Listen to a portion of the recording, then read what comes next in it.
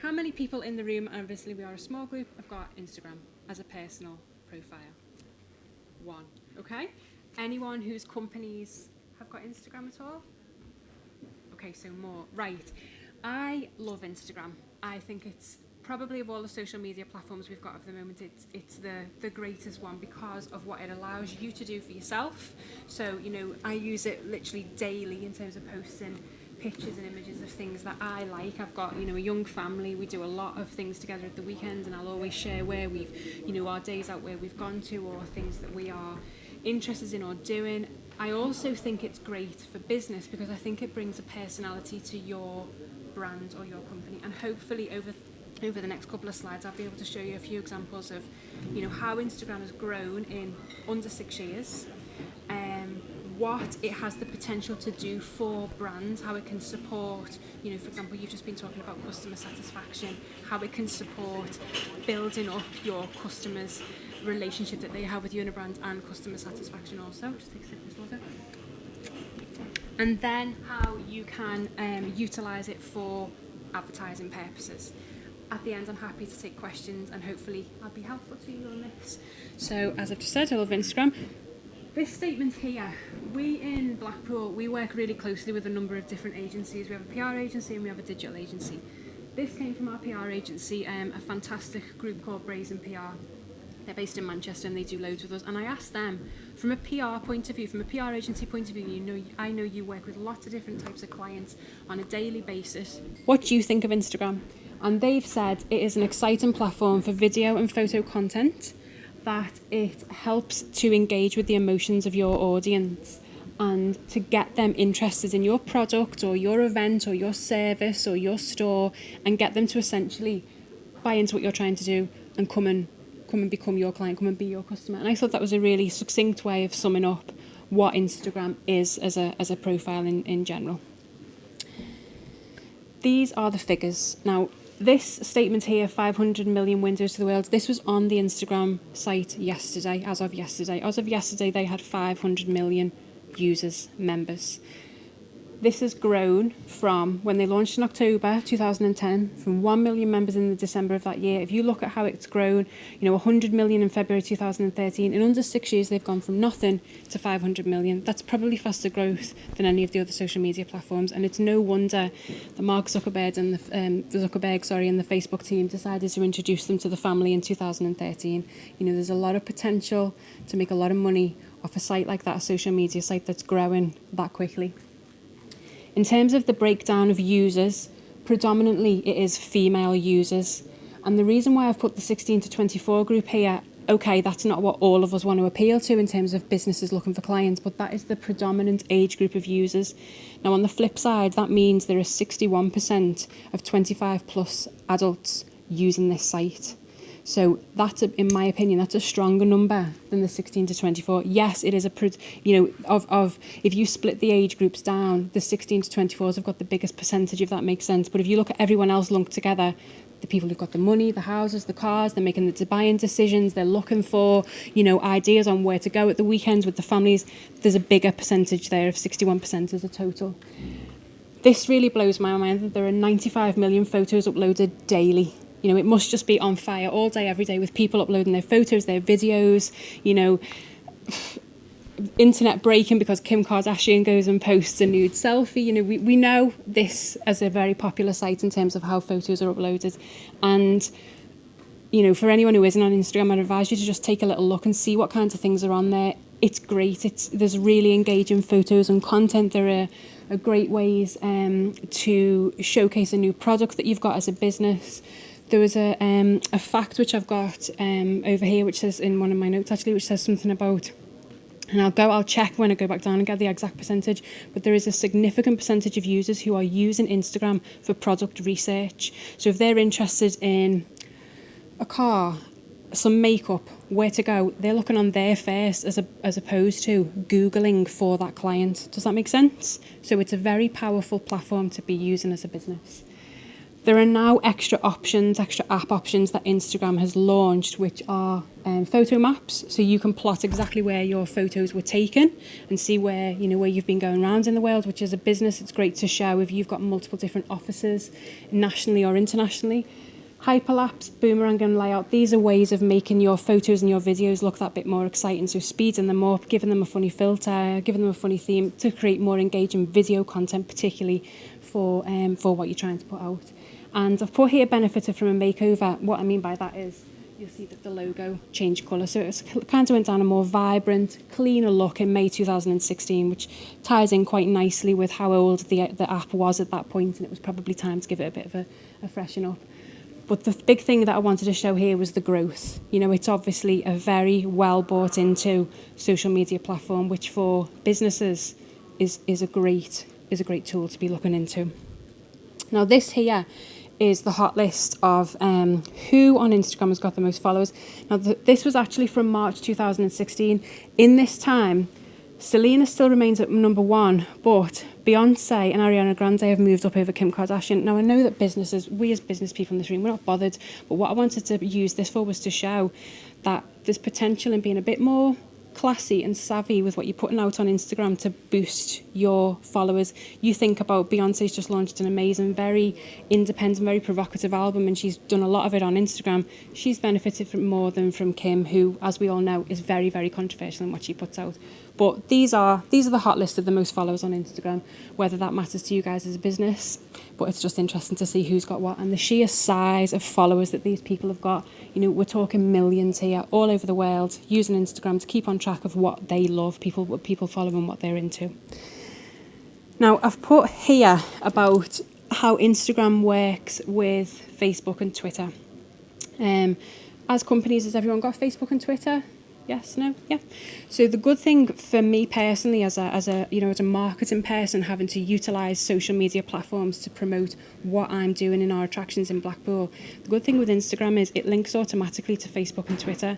So whilst I might want to do some bespoke posts on Twitter or Facebook about what we've got up to, what we're doing, if I have the potential to just simply post a photo with a really quick message, it will then link to Facebook and Twitter. So you've almost boxed off in in 3 places through one app, if that makes sense.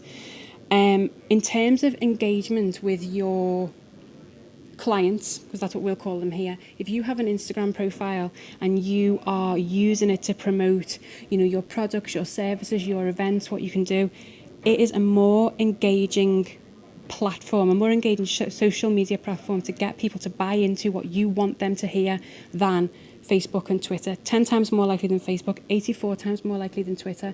I think Twitter's a bit of a strange cat really for business, because a lot of people, in my opinion, and feel free to challenge, a lot of people use Twitter to just shout and make noise, whereas the likes of Instagram and Facebook, people engage with you more, I feel, especially from a business point of view. I feel you get more engagement from your users than you do with Twitter. Twitter is great for putting messages out and, shouting what's important, but I feel we do get more responses and more likes and more feedback on what we do on Instagram and on Facebook.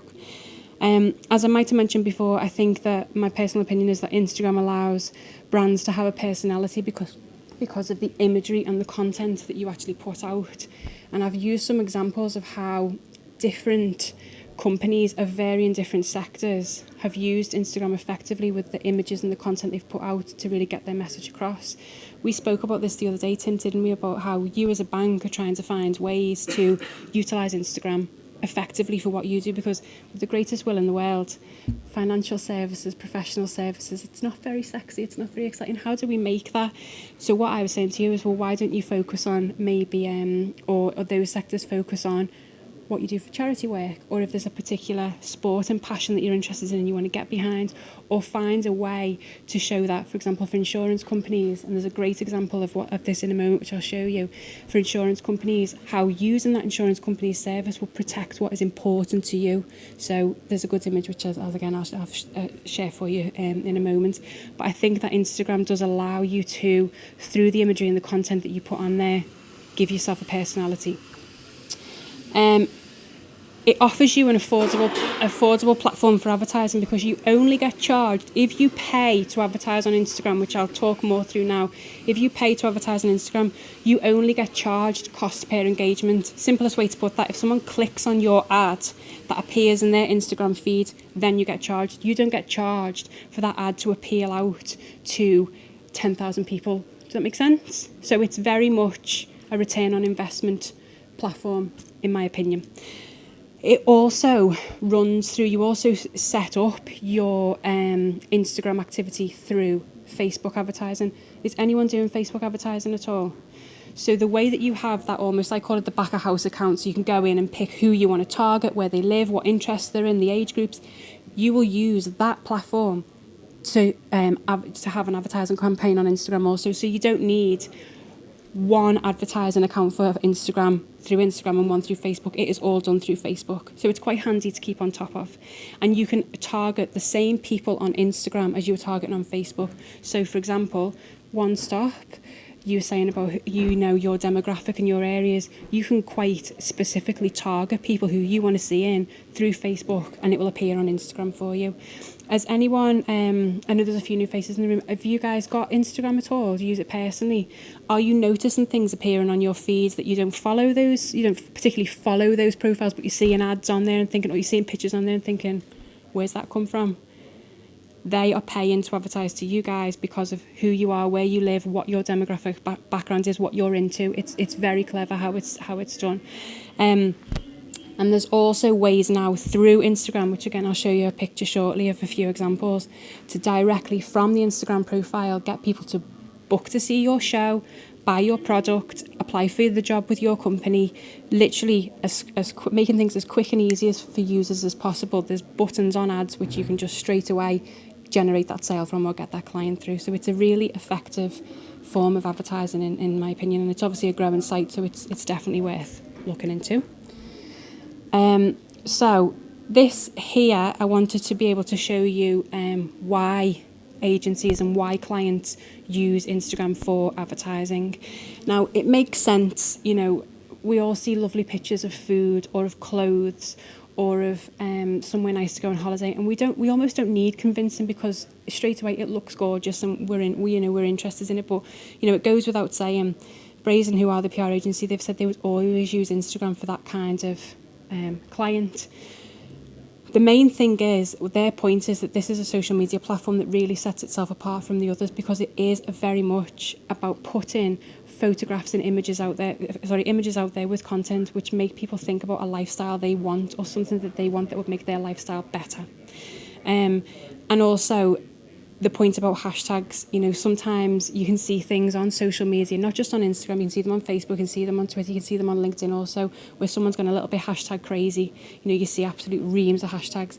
The point is, the idea behind hashtags is that you are trying to put hashtags against your Instagram posts or your social media, Facebook post or your Twitter post, which if someone is searching for Selena Gomez, there's potential that your ad would appear, because, you know, people would actually be looking for who is talking about Selena Gomez on social media at the moment. I've just used her as an example because she's very well followed on Instagram.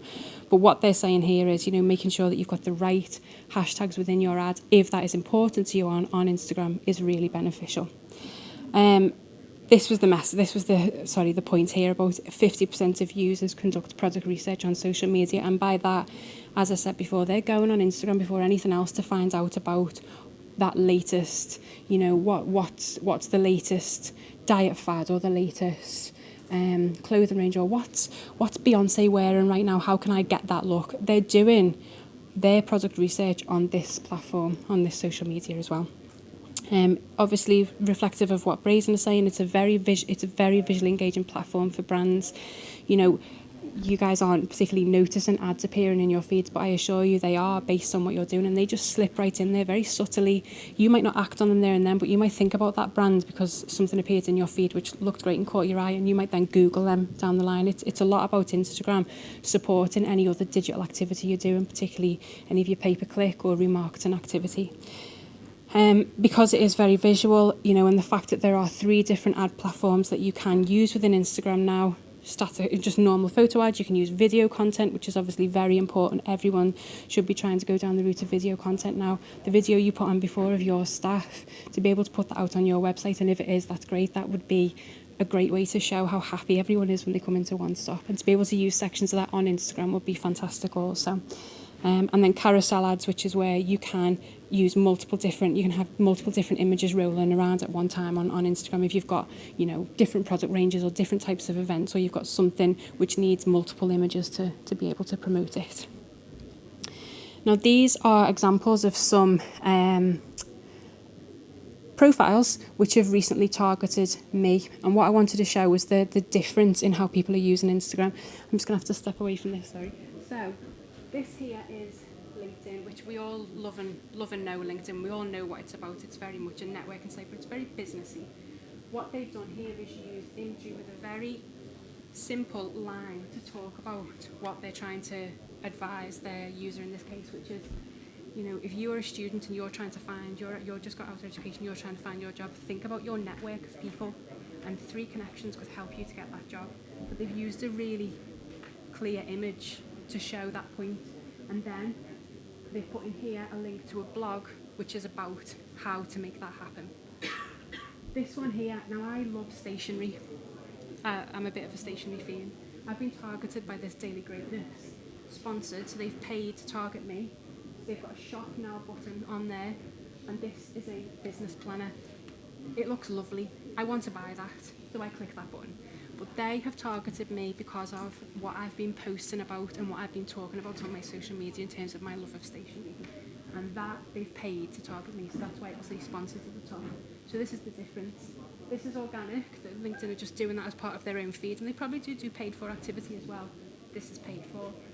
Same with Guardian Jobs. I'm currently looking for a member of marketing to join my team, so I've been doing a lot of searching.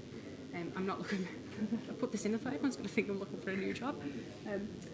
But they have obviously targeted me here because of what I've been searching for on, various on LinkedIn, on Google, but also I've recently been talking on Facebook about a marketing event I was speaking at, which was branding, a branding event. So I'd hashtag marketing, and now I'm getting targeted for this. This I thought was a really nice example to show how a charity uses Instagram over and above just showing pictures of fundraising events and people looking happy because they've been given an amount of money. They've used a really nice image to show something they've got coming up and how you can support it. And again, they've targeted me, and the only reason I can think they have is because I like cake. And I have recently been for afternoon tea and been sent cupcakes in work, and I've talked about it, and that is literally the only thing I can think about because, Alzheimer's Society, very poignant cause. I saw that straight away. Got in touch with my team because I was on holiday at the time, and I said we need to do something in work, and did a bake-off in the office. So I might not have clicked on the ad to sign up, but we did raise money in the office, so it worked on me. Now this is obviously Barclays, a bank, like we spoke about before, not massively sexy as a brand, but what they're doing with Instagram is talking about what they're doing in the community, so how they're helping businesses. So that is a really nice way, a real good CSR approach as well, to talk about what a quite stuffy brand, and Barclays is a great brand, but a quite stuffy sector, what they're doing, and the imagery is great. It's very clean, it's lovely pale colours, smiling faces, young people, brilliant. They've ticked loads of boxes with that one, and that is how they're working that particular Instagram feed for them at the moment. Now these guys, this is a US-based insurance company, and if you get a chance, look at them, because I think it's really clever how they use Instagram to promote their, products. There's nothing in their bio about anything other than Progressive Insurance and a link to their website. They're not saying we're the greatest insurers in the world. They're not saying we insure your cat, dog, car, home. Literally, they've kept it really clean. But images like this, if you click on this ad, it says secure. Make sure your style kit is secure, because in this bag, there's a nice handbag, there's phones, there's glasses, and they've put a piece of their literature in that photo, which is an insurance certificate. It's really clever how on these things as well, real motivational pieces, but you're fab, you go girl, because your what's important to you is insured. Crack on with your day, we've got it covered. that kind of thing of how they're doing it on Instagram, it's really clever, and it's quite engaging, and they get a lot of likes. Look at the followers they've got, crying out loud, their insurance company, they're doing it good. So take a look at those if anyone is in professional services and needs a bit of an idea of how to best use Instagram. One that I didn't put in here because I only saw it this morning come up on my phone. My son's 6. I'm being targeted now with ads from Go Henry. Has anyone heard of Go Henry? Which is the prepaid card that you can give to children, and it gets them to think about spending and finances, and it's their money. You control how much is on it. I thought it was really clever that this ad featuring almost like a quad of pictures of children who had their cards, really happy, and had things under their arms that they bought with their cards. Me as a mum, straight away I'm thinking, do you know what, this is safe. This is a safe way to give Alex pocket money when his teeth are falling out, because the price of the tooth fairy now, it's ridiculous. Do you know? But this is how I can make sure that he understands money, the value of money, and he feels rewarded on things. And I think it's very clever that they are now using Instagram, so they're another great one to look at. But hopefully this would show you how a very different range of brands are using Instagram to push through their product. One thing that I did, I was doing a bit of research into, is there a particular way to post an image or a particular style? And again, this is all down to opinion, but there was a blog to say that blue in images is received far better than red. So if you look at what the likes of Guardian Jobs, this one, and LinkedIn, it is more, there's more of those paler, cooler colours coming through, and this kind of clean lines of font coming through in their images than very bright, strong, in-your-face pictures. And I think there's loads of blogs you can read on Instagram, on how to use Instagram effectively. There's a lady, oh God, I'm really sorry, I don't know off the top of my head. I was reading this blog saying she was the one talking about the colours of your images. Keep it clean and pale colours like this, and obviously these have gone a bit brighter here, but there is a lot to be said for what you do with your filter and what you're putting in. And I would always advise, in the same way that LinkedIn have done it here, if you have to put text in there, keep it short. Don't have loads and loads of text over an image in the background. We don't want a poster. We almost want a conversational little quote that'll get people looking at it and then talking about it. And that would be my point on images to tell you. Right, who knows this guy? Just one? You all been living under a rock? No, I'm only joking. This guy is my Instagram success story to talk to you about. So Joe is the body coach. Lean in 15. Has anyone seen the book anywhere? 2 years ago, he was just, as it says here, personal trainer. He just set up Instagram and he had something like 4 followers. He's now apparently making $1 million a day. And that is all through Instagram. He started by putting out short videos of how to do high intensity interval training, HIIT training. Then after you've done your training, the meals you should eat. Then how, don't worry if you've gone out at the weekend and you've potentially splurged, this is how you can make it up. Literally, his engagement, his followers went through the roof. I remember my hairdresser when I was pregnant a couple of years ago saying to me, have you seen this guy? He tells you how to easily get fit and eat better. And I followed him straight away, because obviously that's what you want, don't you? You want someone to tell you how to do it easily. But in that short space of time, he's now just taken over America.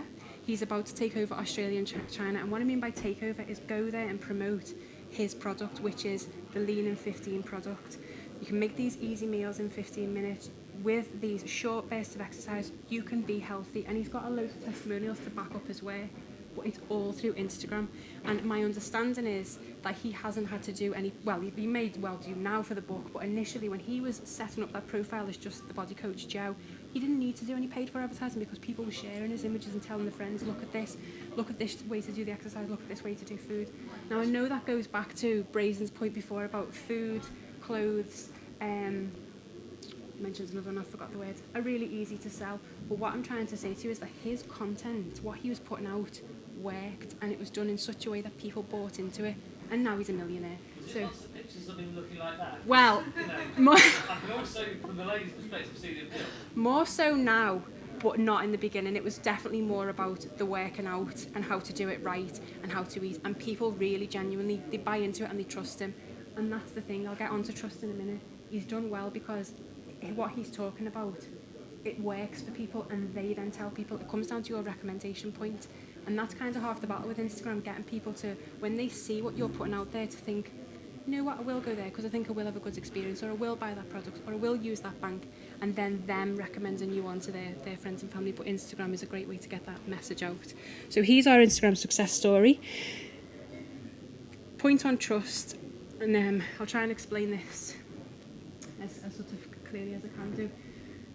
Instagram, as with all social media, but Instagram is not about sales, so it's not putting out a newspaper ad that says 50% off this car this day, or come and see us for the best deal in town. It's not about that. It's almost about creating a friendship with people and doing something, or putting out your images and content that will get people to trust you and therefore buy your product and tell their friends, and then, you know, make your business more successful. It is about, when you've got followers, when you start to get followers on Instagram, making sure you're putting regular content out. Nobody wants to be that person who is trying to get in touch with a friend and they never answer the phone, or they never text back, or they never call. You know, if you've got someone following you on Instagram, there's a reason that they've naturally followed you, and that's because they're interested in your product or your service. So make sure that what you're putting out engages with them. Video content, as I mentioned before, is great now. It's massive. Short bursts of videos which maybe talk about, you know, let's say if we've got anyone in the room who manufactures a particular product, short videos which show the process of how that happens, the history behind the company, charity work that you're doing, showcases on if you've got apprentices in the team. Video is great and is really well received through Instagram, so, you know, definitely worth looking at. But the big thing for me is, as with all social media, but I think particularly with Instagram, what you're putting out, making sure that it builds your reputation, it builds trust, and it gets people engaging, it gets your followers engaging with you. And this is something which I actually saw this picture on LinkedIn recently, and again, it's up for debate because there are some times on here that I wouldn't necessarily agree with, but it's about, obviously with social media and marketing people, we you know, I'm sure you'll back me up on this, we are manically busy, so we don't have time to sit there with our phones or on our PCs posting on social media all day. So it's making sure that when you do it, your timings that you do actually put things out, or schedule to put things out, are right. And what they're suggesting in here is that this period in the evening, 5 to 6, is the absolute hot zone. And if you think about it, commute home, yeah, okay, a lot of people drive and they shouldn't be on their phones, but, you know, I hold my hands up and say that when I'm in a traffic queue, which often happens to me when I'm trying to get home from Blackpool to Southport, I will look. But commuting home, young people before they have tea, and I'm talking about that 16 to 24 group, that is actually, of all the times to post, what this is suggesting is that is your hot time. And I'm sorry I keep picking on you and one stuff, but I'm thinking about your presentation, thinking about, for you, people needing things before they have their tea and going into the shop, or anyone saying, you know, how was your day today? Why don't you, how's your week been? Why don't you reward yourself with a trip to our attraction or our destination this weekend with the family, after people have had a bit of a manic day at work, and the last thing they want to think about is work. They want to think about what's the next thing they're going to do for a better experience with their families. But I felt this was really interesting over here at the time, not to do it. LinkedIn, I know we're not talking about LinkedIn, but 9 till 5, I'm always on LinkedIn in the day, not always, I am doing work. That's, you know, that to me, that doesn't seem right, really. I think that's possibly, but what they're saying here is 5 to 6 p.m. is the hot time. Maybe again, that's getting people on the commute on the way home from work. But the interesting thing for me is how Twitter, Facebook and Instagram, how the times are different, but obviously they complement each other. So you might have users going on Twitter lunchtime, early afternoon, on Facebook around the same time, but Instagram it's evening. You could almost plan through your social media to have hits throughout the day and get your message out everywhere across those three sites. I just thought that was a sort of interesting image to show, because I think it's quite interesting what times are on there, really. Pinterest, another one. I think that's got potential really to grow for businesses in particular, to be able to show off their products or how their products and services are used in lifestyle settings. But for me, the big one at the moment, and what we're seeing the real benefit of it in our attractions, is Instagram. Any questions?